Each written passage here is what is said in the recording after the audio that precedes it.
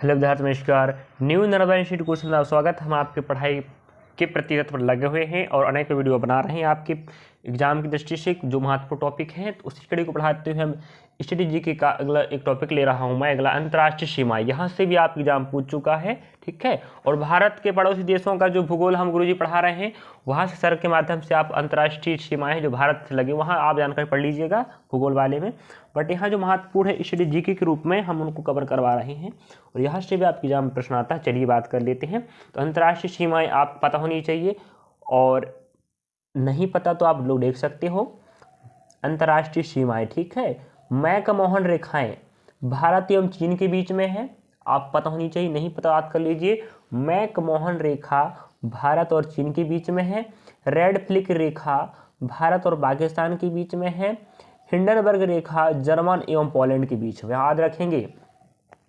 McMahon रेखा को पूछ चुका है, रेड फ्लिक रेखा को पूछ चुका है और ड्रोन रेखा को पूछ चुका है, जो भारत और पाकिस्तान के बीच हुआ करता था पहले। भारत और अफगानिस्तान के बीच हुआ करता था। कौन सा? ड्रोन रेखा, जो 1947 के बाद भारत देश की आज़ादी होने के बाद भारत की सीमा से अलग होकर पाकिस्तान और अफगानिस्तान के बीच सीमा बनाता है। कौन? ड्रोन रेखा, इसको ना भूलें। चलिए, तो अगला रहेगा आपका हिंडनबर्ग रेखा जर्मन और पोलैंड के बीच है, इसको पूछ चुका है। 38वीं समांतर रेखाएं आप कहाँ मिलेगा? उत्तरी कोरिया एवं दक्षिण कोरिया को अलग करता है। अगर आप बोला जाए उत्तरी कोरिया और दक्षिण कोरिया को अलग करने वाला अंतर्राष्ट्रीय सीमा का नाम क्या था, आप क्या बोलेंगे? 38वीं समांतर रेखा। मैगिनॉट रेखा की बात करें तो जर्मनी एवं फ्रांस के बीच है, दोनों देशों को अलग करता है। अगला है 39वीं समांतर रेखाएं। कौन सा? 39वीं समांतर रेखाएं हैं आपके यूएसए, संयुक्त अरब अमीरात एवं कनाडा के बीच है, दोनों देशों को अलग करता है। और मैन रहीम रेखा हमारे रूस एवं फिनलैंड के बीच में है।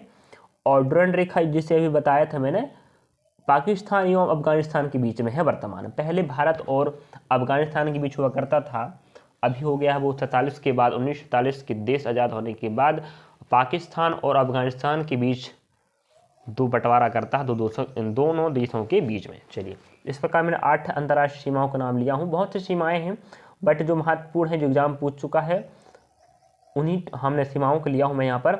और एक और टॉपिक हम इसमें कवर कर लेते हैं, जो यहाँ से भी आप एक एग्जाम प्रश्न आता है, बट ज्योग्राफी वाला पोर्शन है, बट यहाँ से एग्जाम आता है मानचित्र की प्रमुख रेखाएं।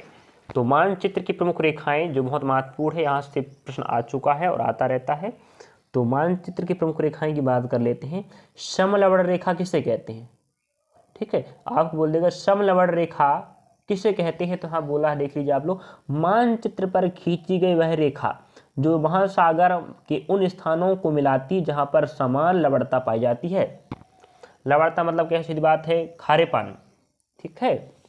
जहां लवण की मात्रा क्या हो? ज़्यादा हो, उससे हम लवण एरिया वाले बोलेंगे, महासागर, ठीक है। तो समलवण मीन्स होता है समान, सम मीन्स समान, लवण मीन्स आपका खारी पानी वाला एरिया, ठीक है। तो समान लवणता को दर्शाने वाले जो स्थान होंगे उन्हें आपस में दर्शाने के लिए एक रेखा खींची जाती है, जिसे हम क्या बोलते हैं? समलवण, ठीक है। तो क्या बोला है? मानचित्र पर खींची गई वह रेखा जो महासागरों के उन स्थानों को मिलाती है। उन स्थानों मतलब जहां पर लवणता क्या पाई जाती? समान, उन्हें मिलाने वाली रेखा को हम क्या बोलते हैं? समलवणता। अगला है समदाब रेखा। यहाँ से प्रश्न पूछा है समदाब। सम मीन्स समान, दाब मीन्स होता है आपका प्रेशर, ठीक है। समान वायु दाब वाले स्थानों को जोड़ने वाली रेखाएं समदाब रेखाएं कहलाती। जैसा नाम वैसा इनका काम चल रहा, सीधी बात। जैसा नाम है वही उनका क्या चल रहा है? अर्थ है, या वो वही चीजों को इंगित कर रही हैं। सम मीन्स समान, सम लवण, वे स्थान हैं जिनकी लवण की मात्राएं समान हो, उन्हें दर्शाने के लिए समलवण रेखाएं। और जिन क्षेत्रों का दाब समान हो, उन्हें दर्शाने के लिए जो रेखाएं दर्शा, उन्हें क्या बोलते हैं? समदाब रेखाएं। बस हो गया। अगला है समगहरी रेखाएं। सम मतलब समान, गहरी मतलब समझ रहे हैं आप ना, गहरी। समान गहराई के समुद्र स्थलों को जोड़ने वाली रेखाएं समगहरी रेखाएं कहलाती हैं। समझ गए? चलिए, अगला पॉइंट रहेगा समोच्च रेखाएं। बाकी तो कुछ थोड़ा सा अलग जाएंगे, बाकी सब ठीक है।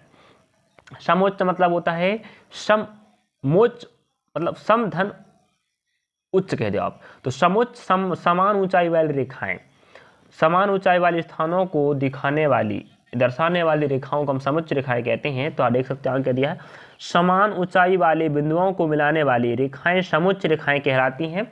और प्रश्न पूछा है अगला, समवर्षा दर्शक रेखा। तो सम मीन्स समान, वर्षा मीन्स अब जानते हैं बरसात वाला पानी। तो वर्षा समान वर्षा वाले स्थानों को दिखाने वाली रेखा है, जोड़ने वाली, समान वर्षा वाले स्थानों को जोड़ने वाली या दर्शाने वाली रेखा को हम क्या बोलते हैं, समवर्षा या समवर्षा दर्शक रेखा कहते हैं। तो समान वर्षा वाले स्थानों को जोड़ने वाली रेखाओं को समवर्षा दर्शक रेखा कहते हैं। अगला है सम्मान रेखा, वह रेखा जो मानचित्र की उन रेखाओं को मिलाती है जहां किसी निश्चित तत्व का मान बराबर होता है। निश्चित तत्व का मान मतलब होता है जो एलिमेंट होते हैं ना, आपकी केमिस्ट्री में आप पढ़े होंगे केमिस्ट्री, ठीक है, एलिमेंटों के बारे में, उनकी बात कर रहा है। जिन तत्वों की मान बराबर होता है उसे क्या बोलते हैं, सम्मान रेखा। थोड़ा सा इसको याद करना पड़ेगा, बाकी तो जिस नाम से वो रेखाएं बनी है ना उनका एक विशिष्ट कार्य है। समान, समदाब मतलब जहाँ दाब समान हो, समवर्षक मतलब जहाँ वर्षा समान हो। चलिए एक पॉइंट और लेते हैं, हमें क्या दिया है, समधूप रेखाएं। इससे हम वही समझ में आ रहा, वह रेखा जो धूप के समान अवधि वाले स्थानों को मिलाती हुई खींची जाती है।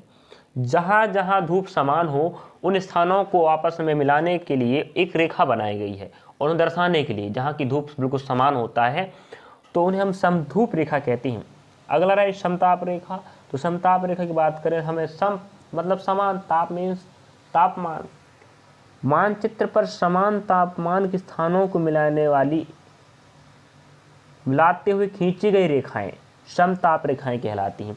तो समान ताप जहाँ जहाँ पर है तो मानचित्र में उन स्थानों को दर्शाने के लिए एक रेखा बनाई गई है, समान ताप वाले आइसोथर्म जैसे ना, तो उन्हें दर्शाने के लिए जहाँ जहाँ समान ताप है उन्हें दर्शाने के लिए मानचित्र में रेखाएं बनाई जाती हैं, जिनका नाम क्या दिया गया है, समताप रेखा। इस प्रकार मैंने आपको इस वाले वीडियो में 2 टॉपिक कवर करवाया हूँ। मानचित्र पर रेखाएं, इन रेखाओं से प्रश्न कई बार पूछ चुका है, इस बात को ना भूलें। तो आप उन्हें याद रखेंगे। रेखाएं नाम क्यों पड़ा है वो आपको मैंने कारण बता दिया हूँ, बट एक ही ऐसा है जो थोड़ा सा अलग याद करना पड़ेगा। बाकी तो जैसा नाम वैसा काम उनका, वो विशिष्ट अर्थों के या विशिष्ट क्षेत्रों को इंगित करते हैं, इसलिए उन्हीं के नाम पर उनका क्या पड़ा है, रेखाओं का नाम पड़ा है। ठीक है, इस प्रकार आप देख सकते हैं कितने 8 मानचित्र रेखाओं को मैंने बताया हूँ, और 8 ही आपके अंतर्राष्ट्रीय सीमाएँ यहाँ पर शामिल हैं। इस प्रकार आप याद कर लीजिएगा। चलिए, थैंक यू, धन्यवाद।